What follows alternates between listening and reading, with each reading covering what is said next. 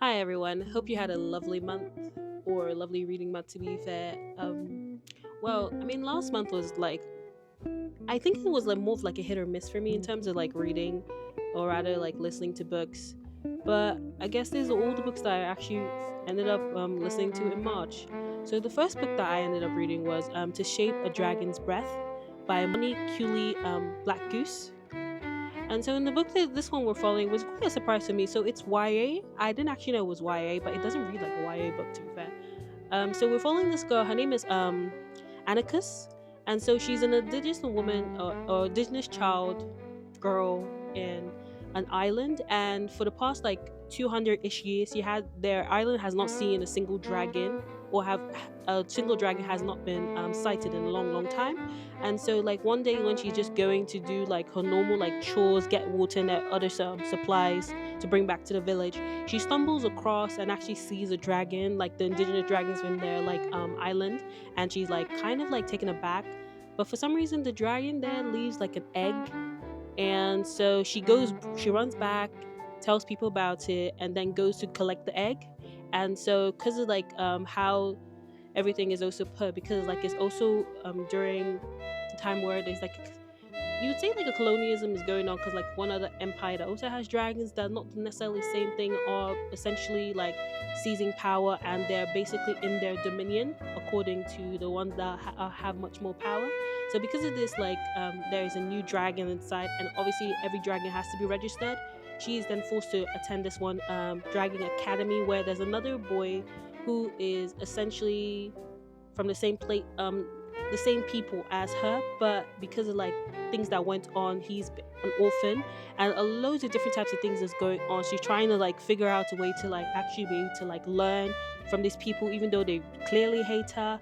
And there's also a hint of a polyamorous relationship between her and one of the girls that are is in the academy. So she's from what I gathered in the book, the girl that she might have a fancy for is of African descent, and they were also like there's loads of different types of elements in the book, and I just thought it was like actually quite interesting. So I ended up giving this one 4 stars, and I actually do want to see how what the next book has in store.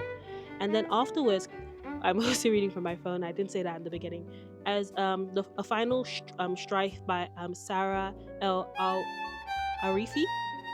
So essentially, in this book, we're following. It's basically told that in this like big island, there was like a something that they keep on telling like the next generation, that there was like a huge fire. And so according to the people or the person that were following the book, they all believe that they're the last on the entire earth, that apparently nothing survived the fire. And because of this, there's a lot of like social injustice going on, because there's basically kind of like a caste system between blood. So there's red blood is seen as like the was it red?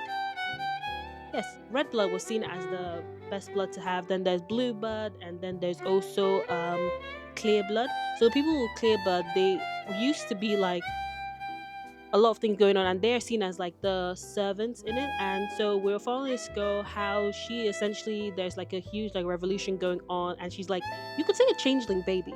So they swapped her with a different like officials baby, and so like they're trying to figure out a way to like rally up the people and do different types of other things. And I thought it was actually quite nice. And there's it's also kind of like a woman loving woman story as well. Her between her and one of the officials' daughter, who quite frankly pissed me off more times than not in the book, because I was just thinking, you are very stupid, I would say. So wait, what was that girl's name and the other one? I'm not sure if her name is Honor or Sila. No, I think her name is Honor. Quite frankly, I'm not necessarily sure which one is one. So one of the girls in the book, so she essentially was the changing baby. So she has blue blood instead of like the red blood. And whilst her and the main protagonist are necessarily talking to one another and they're forming like a friendship, a love story, quite frankly, she just pissed me off, because I was just thinking the entire time, like,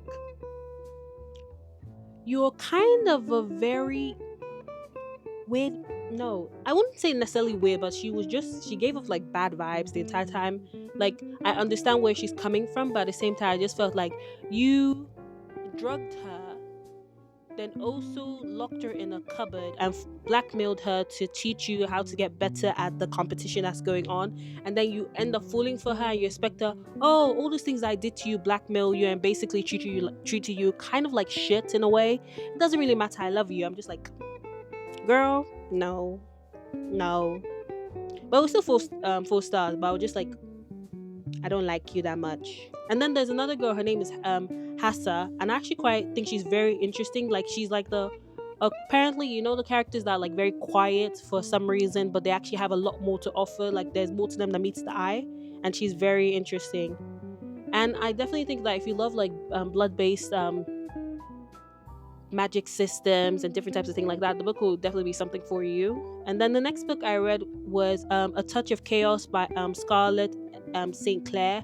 Honestly, this book was a very disappointment for me. So, because like I read all like the other books like last year and the year before that, and because of like how the other books ended, I was expecting this to be very interesting and very like kind of like the books that you think that, oh my god, this the author was tying it up together, especially considering it's the final book. There should be a lot more to like offer, but I first felt like the author basically rushed a lot of things and a lot of things were not really clear.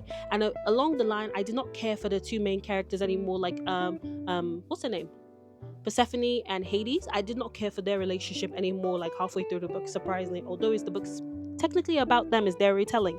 I was even more interested with the relationship between this one minor god of like wine and reverie and this other girl that was in the book. I had more interest for them for some reason.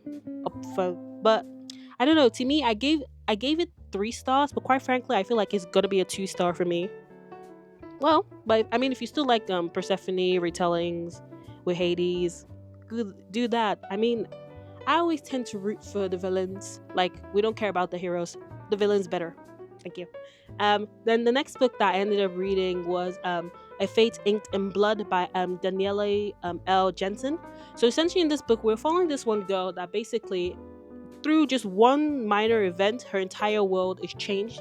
So essentially, in this world, it's based on like Norse mythology. Is that there are certain children or people who are then favored by the gods because they have one drop of the god's blood.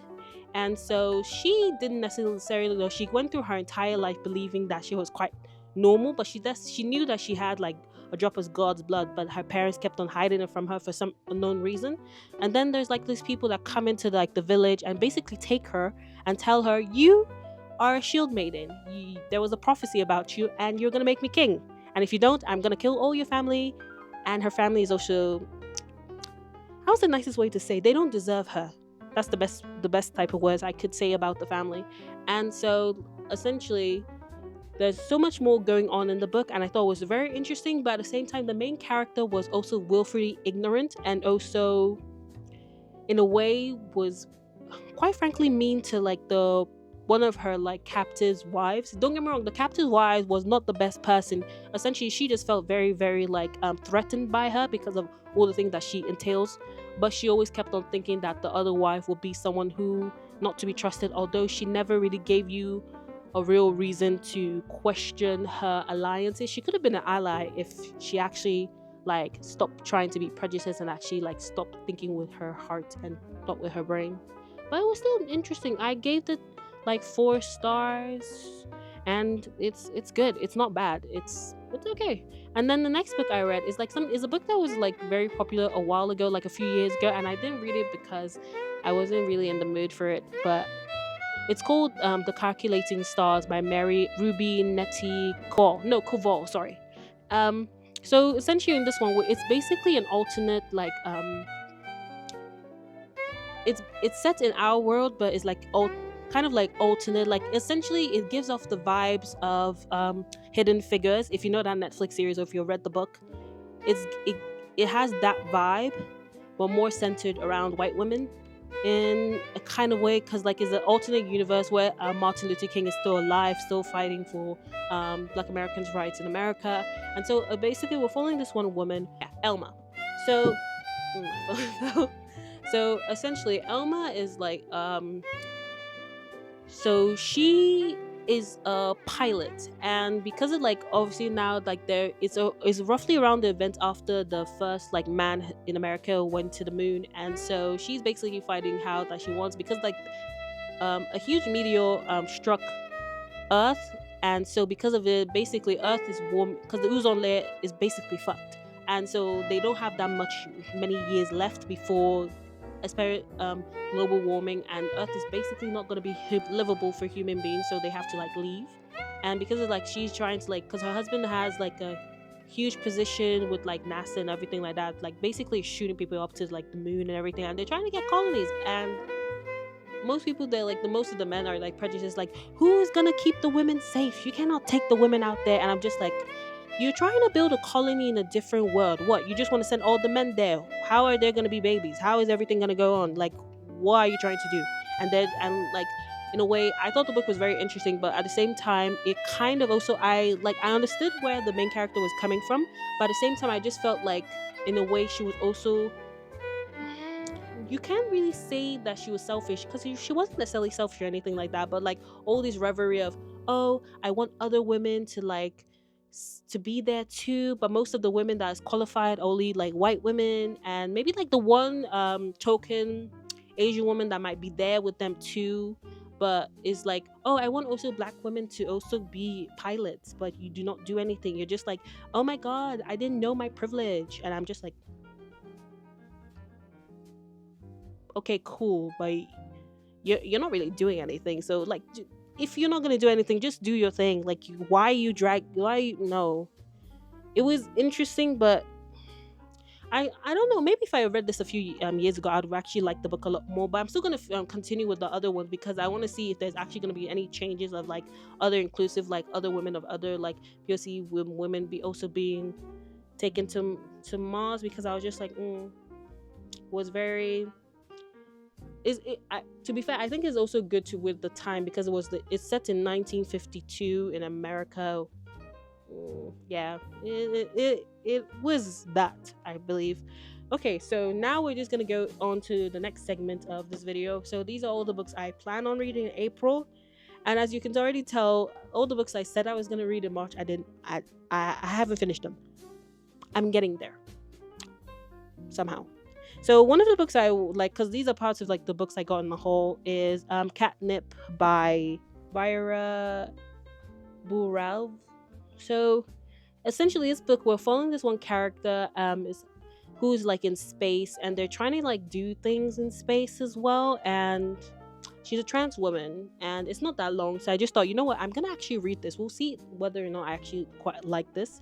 And then the next book, because it's like from the same like book talker that I like watch her stuff, says like she was recommending it, and people have been love this for a while now. It's called A Soul to Keep by Opal Rainey.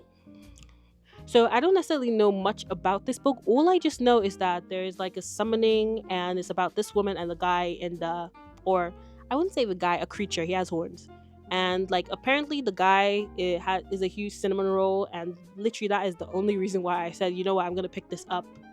And apparently there's also smut in it, so I'm gonna read it. And then the next book, because I got this book last year when the Aesop Queer Library was going on in London, and I have not picked it up yet. I got a free book, so a win is a win. So it is Lakiri Boto by Ayodele Olufentudele. So this one, the cover is nice. It's really, really nice. I'm not even gonna lie.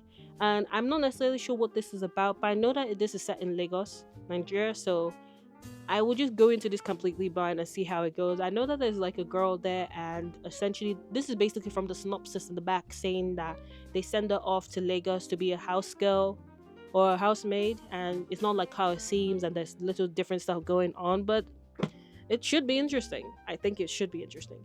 And well, that is the end of the video, and yeah, have a good one, by the way. Bye.